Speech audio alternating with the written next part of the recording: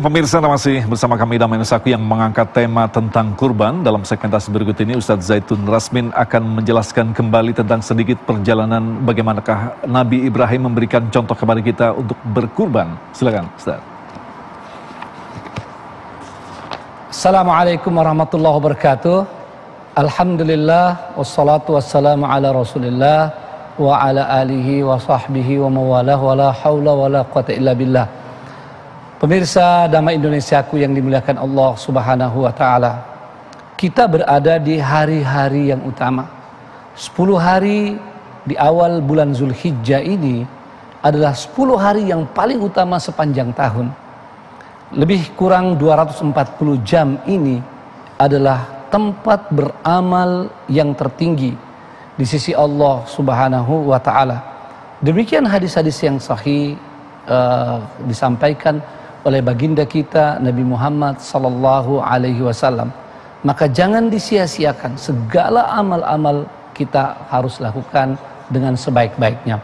Salah satu di antaranya nanti adalah Idul Kurban, ya, di mana kita menyembelih hewan kurban al-udhiyah di hari 10 Zulhijjah dan juga bisa nanti di hari-hari tasyrik sesudahnya. Tapi lebih cepat lebih baik, ya. Dalam 10 hari ini banyak amalan, dan kemudian di tanggal 10 sudah bisa kita menyembelih hewan kurban, di mana dalam hadis sahih dikatakan tidak ada yang lebih afdal bagi kita di hari itu, di hari ke-10, lebih daripada ihraqud dam, ya, yakni mengalirkan darah hewan kurban kita, udhiyah kita. Ini adalah sunnah dari Nabi Ibrahim alaihissalam dan juga para anbiya sebelumnya. Nabi Ibrahim alaihissalam disebutkan dalam hadis yang sahih ketika Rasulullah SAW berkurban, ditanya, apa ini ya Rasulullah? Sunnata abikum, ya, ini adalah sunnah, ini adalah amalan dari bapak kalian Ibrahim alaihissalam, di mana beliau sebagai penghulu daripada Rusul, daripada ulul azmi, daripada beliau adalah Khalilullah. Dan kisah penyembelihan ini memang kisah yang luar biasa di zaman Nabi Ibrahim alaihissalam. Seperti yang disampaikan tadi, ini ibadah yang penuh dengan simbol. Maka sesungguhnya dia diawali dengan simbol ketaatan dan pengorbanan kepada Allah Subhanahu wa taala. Nabi Ibrahim alaihissalam yang begitu dekat kepada Allah SWT, yang begitu patuh kepada Allah SWT sampai digelar Khalilullah, ya, juga mempunyai seorang anak yang sangat patuh, yang tumbuh sebagai seorang remaja.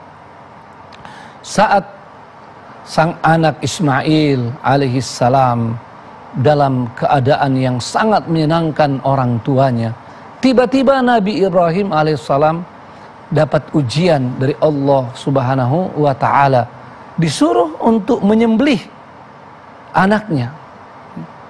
Seorang bapak tentu akan sangat sedih ingin bila harus mengorbankan anaknya.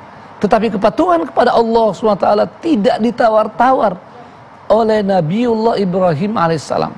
Walaupun sebelumnya beliau sendiri sudah lulus ketika meninggalkan Ismail yang bayi bersama ibunya di Makkah, yang tanpa tumbuhan, tanpa orang, dan tanpa sumur, tanpa air minum, kecuali bekal sedikit yang ditinggalkan. Saat itu Ibrahim AS memanggil anaknya, ya, inni ara, aku melihat fil manami, saya melihat dalam mimpi saya menyembelihmu. Fandur mada tara, apa yang menjadi pikiranmu, ya, bagaimana pendapatmu wahai anakku? Luar biasa jawaban Ismail, ya abatif'al ma tu'mar, ya, jangan ragu-ragu, itu perintah. Ismail yang walaupun masih remaja tahu mimpi Nabi, ya, adalah wahyu. Maka Ismail memperkuat hati Ibrahim alaihissalam agar melaksanakan itu. Jangan ragu-ragu.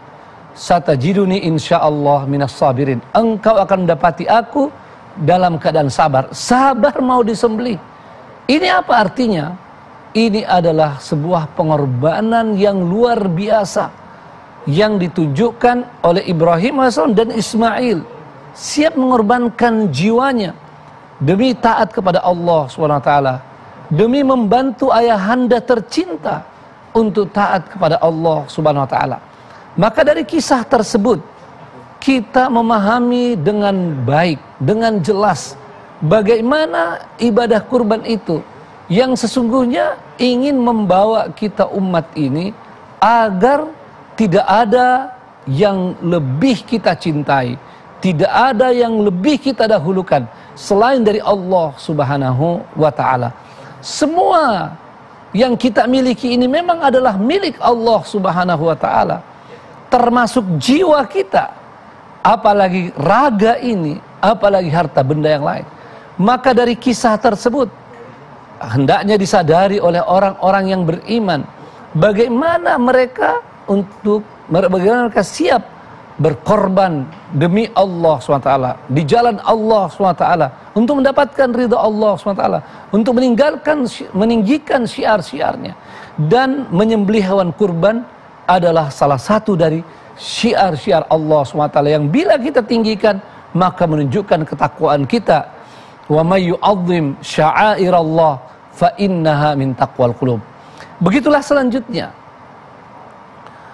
syariat udhiyah ini atau berkurban dilakukan oleh para nabi dan para rasul-rasul Allah SWT.